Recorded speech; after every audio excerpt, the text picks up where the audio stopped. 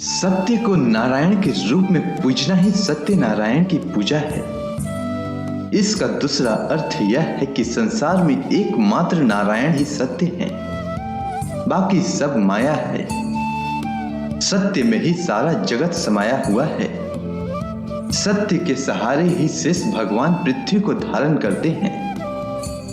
व्रत करने वाले पूर्णिमा, संक्रांति या एकादशी के दिन सायंकाल स्नान आदि से निवृत्त होकर पूजा स्थान में आसन पर बैठकर श्री गणेश, गौरी, वरुण, विष्णु सभी देवताओं का ध्यान करके पूजन करें और संकल्प करें कि मैं श्री सत्यनारायण स्वामी का पूजन व कथा श्रवण सदैव करूंगा।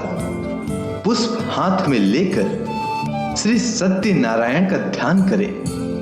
यज्ञ, पवित्र पुष्प, नैवेद्य आदि से युक्त होकर स्तुति करें। हे भगवान, मैंने श्रद्धा पूर्वक फल, जल आदि सब सामग्री आपको अर्पण की है। इसे स्वीकार कीजिए। मेरा आपको बारंबार नमस्कार है। इसके बाद श्री सत्यनारायण की कथा पढ़ें, सुने और दूसरों को भी सुनाएं। तो चलिए सुनते हैं श्री सत्यनारायण भगवान की कथा। एक समय नैमिषारण्य तीर्थ में शौनकादि 88,000 ऋषियों ने श्री सूत जी से पूछा, हे प्रभु, इस कलयुग में वेद विद्या रहित मनुष्यों को प्रभु भक्ति किस प्रकार मिलेगी तथा उनका उद्धार कैसे होगा? हे मुनि श्रेष्ठ, कोई ऐसा तप कहिए जिसमें थोड़े समय में पुण्य प्राप्त हो तथा मन वांछित फल भी मिले। वह कथा सुनने को हमारी प्रबल इच्छा है। सर्वशास्त्र ज्ञाता श्री सूत जी बोले, हे वैष्णव में पूज्य, आप सब ने प्राणियों के हित की बात पूछी है।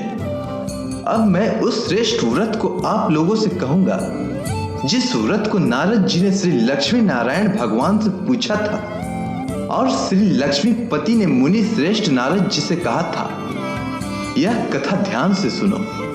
एक समय योगी राज नारद जी दूसरों के हित की इच्छा से अनेक लोकों में घूमते हुए मृत्यु लोक में पहुंचे। वहां बहुत योनियों में जन्मे हुए मनुष्यों को अपने कर्मों के द्वारा अनेक दुखों से पीड़ित देखकर किस यत्न को करने से निश्चय ही इनके दुखों का अंत हो सकेगा, ऐसा मन में सोचकर इंद्रलोक को गए। वहां श्वेत वर्ण और 4 भुजाओं वाले देवों के इस नारायण को देखकर स्तुति करने लगे। हे भगवान, आप अत्यंत शक्ति से संपन्न हैं। मन तथा वाणी भी आपको नहीं पा सकेगी। आपका आदि मध्य अंत नहीं है। आप भक्तों के दुखों को नष्ट करने वाले हो। आपको मेरा नमस्कार है। यह सुनकर विष्णु जी ने नारद जी से कहा, हे मुनि श्रेष्ठ, आपके मन में क्या है? आपका किस काम के लिए आगमन हुआ है? निसंकोच कहो। तब नारद जी बोले, मृत्यु लोक में सब मनुष्य जो अनेक योनियों में पैदा हुए हैं, अपने अपने कर्मों के द्वारा अनेक दुखों से दुखी हो रहे हैं। हे नाथ, मुझ पर यदि दया रखते हैं तो मुझे बताइए कि उन मनुष्यों के सब दुख थोड़े से ही प्रयत्न में कैसे दूर हो सकते हैं? तब श्री भगवान जी बोले, हे नारद, मनुष्यों की भलाई के लिए तुमने बहुत अच्छी बात पूछी है। जिस काम के करने से मनुष्य मोह से हट जाता है वह मैं कहता हूं। सुनो, बहुत पुण्य देने वाला स्वर्ग तथा मृत्यु लोक दोनों में दुर्लभ यह उत्तम व्रत अच्छी तरह विधि पूर्वक संपन्न करके मनुष्य मोह से छूट जाता है, वह मैं कहता हूं। सुनो, आज मैं प्रेम वश होकर तुमसे कहता हूं, श्री सत्यनारायण भगवान का यह व्रत अच्छी तरह विधान पूर्वक संपन्न करके मनुष्य तुरंत ही यहां सुख भोग कर मरने पर मोक्ष को प्राप्त होता है। श्री भगवान के वचन सुनकर नारद मुनि बोले कि उस व्रत का फल क्या है, क्या विधान है, किसने यह व्रत किया है और किस दिन यह व्रत करना चाहिए? हे भगवान, मुझसे विस्तार से कहें। तब श्री भगवान बोले, दुख सुख आदि को दूर करने वाला यह व्रत सब स्थानों पर विजय करने वाला है। भक्ति और श्रद्धा के साथ किसी भी दिन मनुष्य श्री सत्यनारायण की शाम के समय ब्राह्मणों और बंधुओं के साथ धर्म परायण होकर पूजा करे।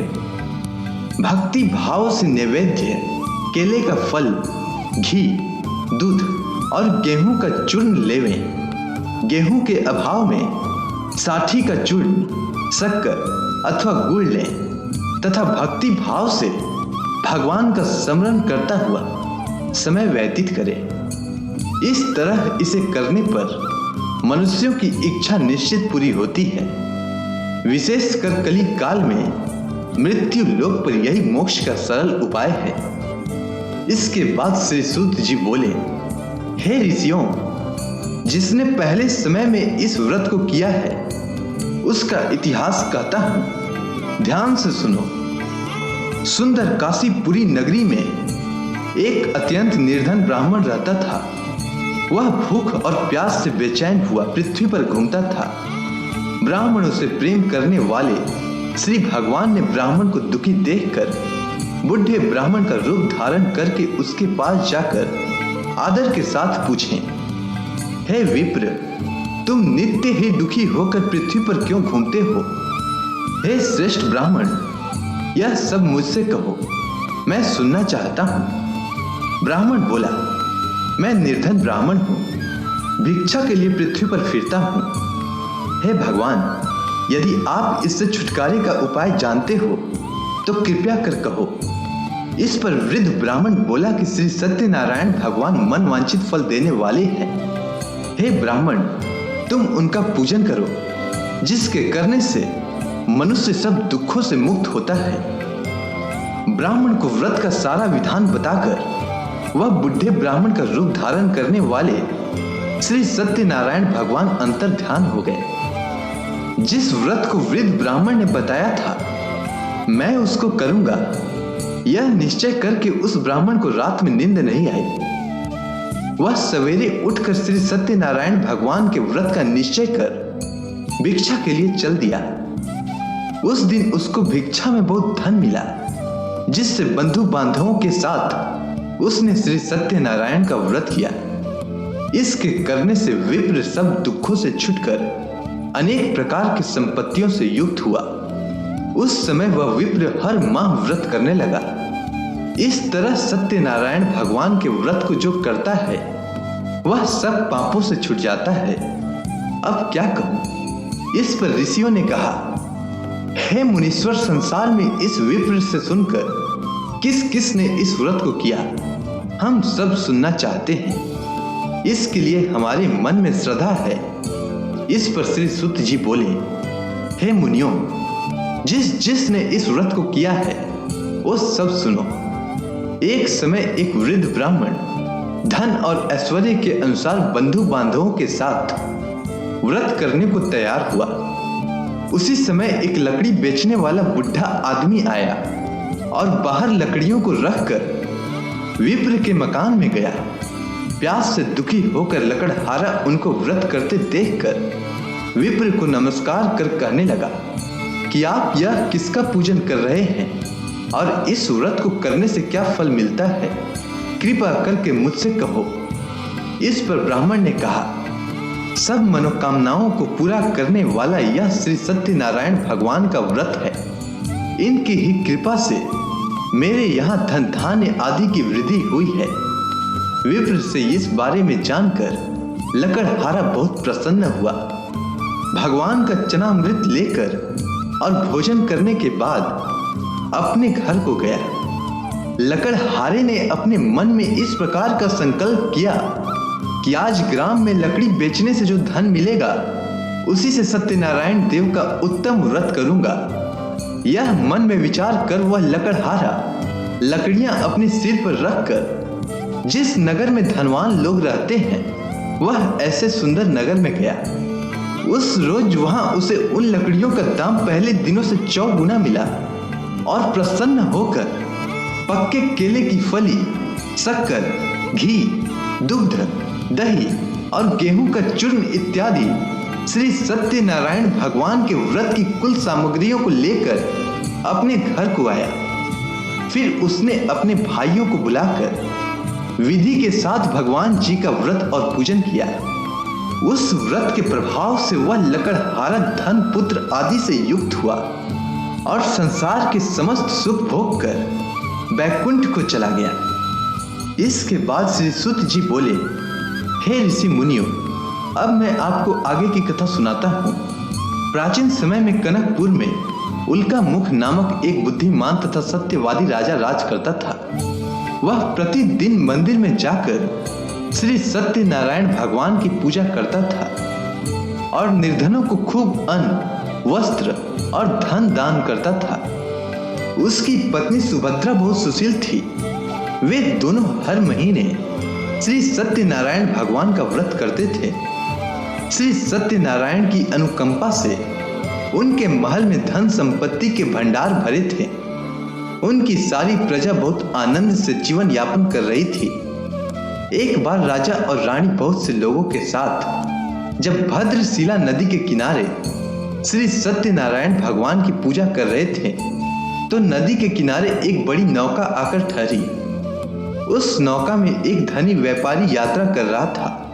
वह बहुत सा धन कमाकर अपने नगर को लौट रहा था। उसका सारा धन उस नाव में रखा हुआ था। नाव से उतरकर व्यापारी राजा के समीप पहुंचा। राजा को पूजा करते देख उसने कहा, हे राजन, आप इन सब लोगों के साथ मिलकर किसकी पूजा कर रहे हैं? इस पूजा को करने से मनुष्य को क्या लाभ होता है? राजा ने व्यापारी से कहा, हम हर पूर्णिमा को सत्यनारायण भगवान का व्रत करते हैं और फिर पूजा अर्चना के बाद भगवान का प्रसाद लोगों को बांटकर स्वयं भी प्रसाद ग्रहण करते हैं। सत्यनारायण भगवान की पूजा से निसंतान को संतान प्राप्त होती है, दुखियों के दुख दूर होते हैं। राजा की बात सुनकर व्यापारी ने कहा, हे राजन, मैं भी श्री सत्यनारायण भगवान का व्रत करना चाहता हूँ। कृपया मुझे इस व्रत को करने की विधि बताएं। राजा ने व्यापारी को सत्यनारायण व्रत की पूरी विधि बताई। राजा ने व्रत कथा सुनने के बाद व्यापारी को भी प्रसाद दिया। श्री सत्यनारायण भगवान का स्मरण करते हुए व्यापारी ने प्रसाद ग्रहण किया और वापस लौटकर अपनी पत्नी लीलावती से कहा, हमारी कोई संतान नहीं है। कनकपुर के राजा उल्का मुख ने मुझे बताया है कि श्री सत्यनारायण भगवान का व्रत करने और उनकी कथा सुनने से सभी मनोकामनाएं पूरी होती है। यदि सत्यनारायण भगवान की अनुकंपा से हमारी कोई संतान हुई तो मैं श्री सत्यनारायण भगवान का व्रत अवश्य करूंगा। व्यापारी के ऐसा निश्चय करने के कुछ समय के बाद लीलावती गर्भवती हुई। 10वें महीने में उसने एक सुंदर कन्या को जन्म दिया।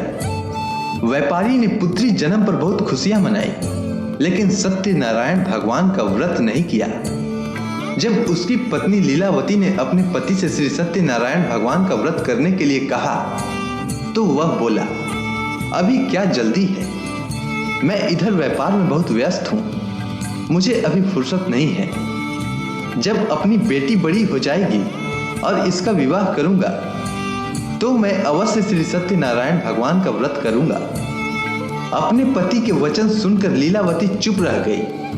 व्यापारी की कन्या कलावती शुक्ल पक्ष की चंद्रमा की तरह तेजी से बड़ी होने लगी। पलक झपकते ही 16 वर्ष बीत गए। एक दिन व्यापार में बहुत सा धन कमाकर घर लौटे व्यापारी ने अपनी बेटी को सहेलियों के साथ उपवन में घूमते देखा तो उसे उसके विवाह की चिंता होने लगी। व्यापारी ने कलावती के लिए सुयोग्य वर ढूंढने के लिए अपने सेवकों को दूर दूर के नगरों में भेजा। व्यापारी के सेवक कंचनपुर नगर में पहुंचे। उस नगर में उन्होंने एक वणिक पुत्र को देखा। वणिक का बेटा अत्यंत सुंदर और गुणवान था। सेवकों ने वापस लौटकर व्यापारी को उस वणिक के बेटे के बारे में बताया। व्यापारी उस सुंदर लड़के को देखकर बहुत प्रसन्न हुआ और कलावती का विवाह बहुत धूमधाम से उसके साथ कर दिया। दहेज में उसके माणिक पुत्र को बहुत सा धन दिया। कलावती का विवाह भी हो गया। लेकिन व्यापारी ने श्री सत्यनारायण का व्रत नहीं किया। लीलावती ने अपने पति से कहा, नाथ, आपने कलावती के विवाह पर श्री सत्यनारायण भगवान का व्रत करने का निश्चय किया था, अब तो आपको व्रत कर लेना चाहिए। पत्नी की बात सुनकर व्यापारी ने कहा, अभी तो मैं अपने दामाद के साथ व्यापार के लिए जा रहा हूँ। व्यापार से लौटने पर श्री सत्यनारायण भगवान का व्रत पूजा अवश्य करूंगा। यह कहकर व्यापारी ने कई नावों में सामान भरा और अपने दामाद तथा सेवकों के साथ व्यापार के लिए निकल पड़ा। उस व्यापारी द्वारा बार बार व्रत का निश्चय करने और फिर व्रत न करने से सत्यनारायण भगवान क्रोधित हो गए और व्यापारी को दंड देने का निश्चय किया। व्यापारी अपने दामाद के साथ रत्नसारपुर में पहुंचकर व्यापार करने लगा। एक दिन कुछ चोर महल में चोरी करके भाग रहे थे। सैनिक उनका पीछा कर रहे थे। भागते हुए चोरों ने सैनिकों से बचने के लिए चोरी का धन अवसर पाकर व्यापारी के नाव में छिपा दिया।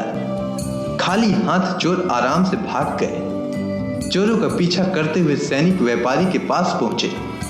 उन्होंने व्यापारी की नाव की तलाशी ली तो उन्हें राजा का चोरी किया गया धन मिल गया।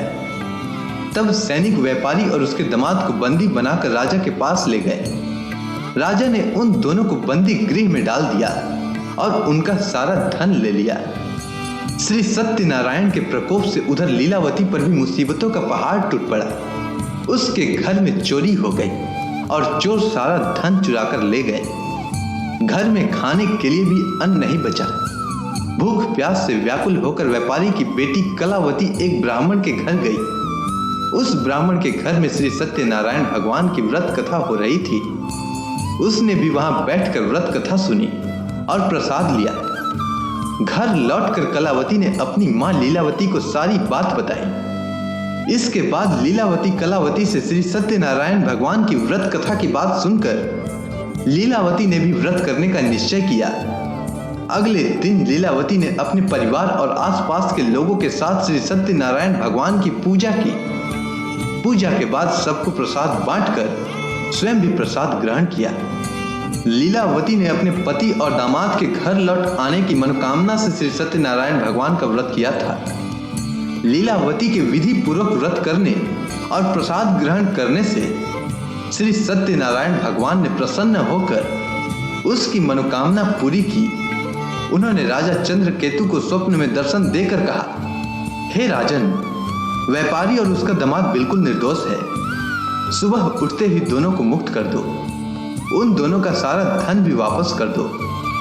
यदि तुमने ऐसा नहीं किया तो मैं तुम्हारा सारा वैभव नष्ट कर दूंगा।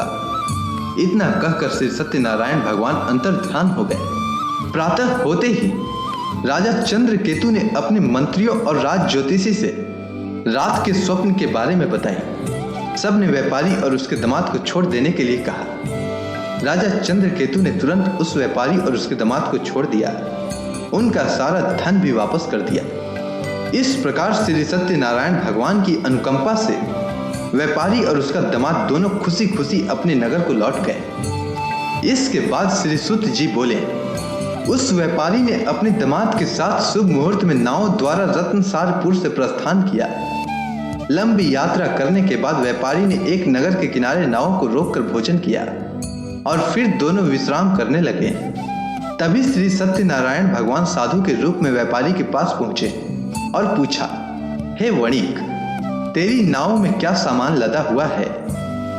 व्यापारी ने मन ही मन सोचा, साधु अवश्य ही कुछ मांगने की इच्छा से सामान के बारे में पूछ रहा है। यह सोचकर व्यापारी ने झूठ बोला, हे दंडी स्वामी, मेरी नाव में तो बेल और पत्र भरे हुए हैं। व्यापारी के झूठे वचन सुनकर सत्यनारायण भगवान ने क्रोधित होते हुए कहा, हे वैश्य, जो तुमने कहा है वही सत्य होगा। इतना कहकर सत्यनारायण भगवान कुछ दूर जाकर अंतर्ध्यान हो गए। उधर व्यापारी दंडी साधु को वहां से खाली हाथ लौटाकर बहुत प्रसन्न हुआ। लेकिन जब व्यापारी ने अपनी नाव में बेल और पत्र भरे हुए देखे तो वह जोर जोर से विलाप करने लगा और मन ही मन अपने झूठ बोलने पर पश्चाताप करने लगा।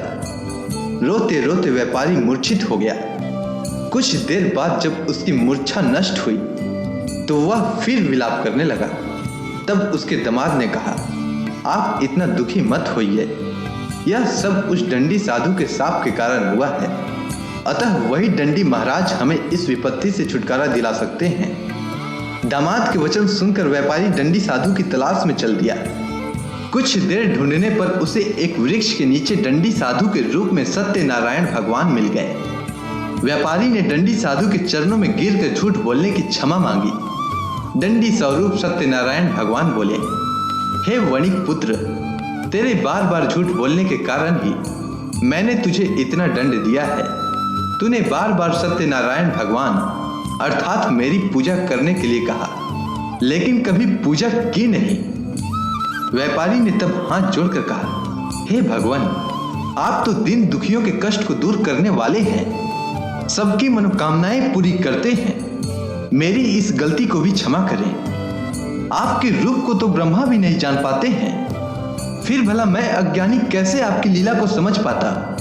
अब मैं जीवन में कभी झूठ नहीं बोलूंगा, सदैव श्री सत्यनारायण भगवान का व्रत और पूजा किया करूंगा। आप मुझ पर अनुकंपा करें।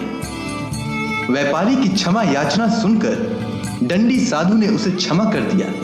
उसी समय व्यापारी की नाव में भरे हुए बेल और पत्ते धन धान्य में परिवर्तित हो गए। व्यापारी ने अपने सेवकों के साथ अगले दिन श्री सत्यनारायण भगवान का व्रत करके उनकी पूजा की। सबको प्रसाद वितरित करके स्वयं भी प्रसाद ग्रहण किया। उसके बाद व्यापारी ने अपने नगर की ओर प्रस्थान किया। अपने नगर में पहुंचकर व्यापारी ने एक सेवक को अपने घर भेजा। सेवक ने उसके घर पहुंचकर लीलावती को सूचित किया। उस समय लीलावती और कलावती दोनों श्री सत्यनारायण भगवान की पूजा कर रही थी। पति और दामाद के लौट आने का समाचार सुनकर लीलावती ने पूजा पूरी करके प्रसाद ग्रहण करने के बाद कलावती से कहा, बेटी, मैं नदी किनारे जा रही हूं, तू घर का काम पूरा करके आना। ऐसा कहकर लीलावती नदी की ओर चल पड़ी। परंतु कलावती पति से मिलने की खुशी में प्रसाद ग्रहण किए बिना ही घर से निकलकर नदी किनारे जा पहुंची। उसके प्रसाद ग्रहण न करने के कारण सत्यनारायण भगवान क्रोधित हो उठे। उन्होंने व्यापारी की नाव को नदी में डुबो दिया। अपने पति को वहां न देख कलावती ने जोर जोर से रोना शुरू कर दिया। तब व्यापारी ने कहा, पुत्री, अवश्य ही तुझसे कोई भूल हुई होगी। उस भूल के कारण ही श्री सत्यनारायण भगवान ने तुझे यह दंड दिया है। तब व्यापारी ने श्री सत्यनारायण भगवान से प्रार्थना की, हे भगवान, मेरे परिवार के किसी स्त्री पुरुष से कोई भूल हुई हो तो उसे अवश्य क्षमा कर देना।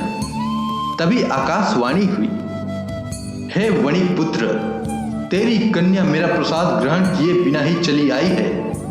यदि अब घर पहुंचकर तेरी कन्या प्रसाद ग्रहण करके वापस आए तो उसके पति के दर्शन होंगे और डूबी हुई नावें भी जल के ऊपर आ सकेंगी। कलावती ने वैसा ही किया। उसके प्रसाद ग्रहण करके वापस लौटने पर नावें जल के ऊपर आ गई। दामाद भी सुरक्षित नदी से बाहर आया। घर लौटकर व्यापारी ने अपने परिवार और बंधु बांधवों के साथ मिलकर विधि पूर्वक श्री सत्यनारायण भगवान की पूजा की और इस पूजा को करने से उसकी सभी मनोकामनाएं पूरी हुई और वह आनंद पूर्वक जीवन यापन करता हुआ विष्णु लोक को चला गया। इसके बाद श्री सूत जी बोले, हे ऋषि मुनियों, मैं आपको और भी कथा सुनाता हूँ। कौशलपुर में एक राजा था तुंगध्वज। उसकी प्रजा उसकी छत्र छाया में आनंद पूर्वक रह रही थी। राजा तुंगध्वज अपनी प्रजा के सुख दुख का बहुत ध्यान रखता था, लेकिन एक बार उसने भी सत्यनारायण भगवान का प्रसाद ग्रहण नहीं किया। तब सभी को चिंताओं से मुक्त करके धन संपत्ति से भंडार भरकर प्राणियों को जीवन के सभी सुख देने वाले श्री सत्यनारायण भगवान ने राजा को प्रसाद न ग्रहण करने का दंड दिया। एक दिन राजा तुंगध्वज जंगल में हिंसक पशुओं का शिकार करने निकला था। तेजी से घोड़ा दौड़कर शिकार का पीछा करते हुए वह अपने सैनिकों से अलग हो गया और देर तक हिंसक जानवरों का शिकार किया। अतः कुछ देर विश्राम करने की इच्छा से वह एक बड़े वृक्ष के नीचे जाकर बैठ गया। समीप ही कुछ चरवाहे सत्यनारायण भगवान की पूजा कर रहे थे। राजा ने उनके पास से गुजरते हुए सत्यनारायण भगवान को नमस्कार नहीं किया। चरवाहों ने राजा को पूजा करने के बाद प्रसाद दिया तो राजा ने उन्हें छोटे लोग समझकर प्रसाद ग्रहण नहीं किया और घोड़े पर सवार होकर अपने नगर को चल दिया। राजा जब नगर में पहुंचा तो देखा कि उसका सारा वैभव तथा धन संपत्ति आदि नष्ट हो गया है। श्री सत्यनारायण के प्रकोप से राजा निर्धन हो गया। तब राज ज्योतिषी ने राजा से कहा, महाराज, आपसे अवश्य ही कोई भूल हुई है। अगर आप उस भूल का प्रायश्चित कर ले तो सब कुछ पहले जैसा हो जाएगा। राजा को तुरंत अपनी भूल का स्मरण हो आया। अतः मंदिर में जाकर राजा ने श्री सत्यनारायण भगवान से क्षमा मांगी और उनकी पूजा की। पूजा के बाद प्रसाद ग्रहण करने से श्री सत्यनारायण भगवान की अनुकंपा से चमत्कार हुआ।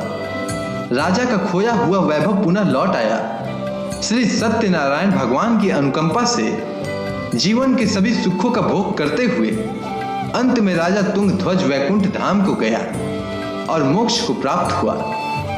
श्री सत्यनारायण भगवान के व्रत पूजा को जो भी मनुष्य करता है उसके सभी दुख चिंताएं नष्ट होती है।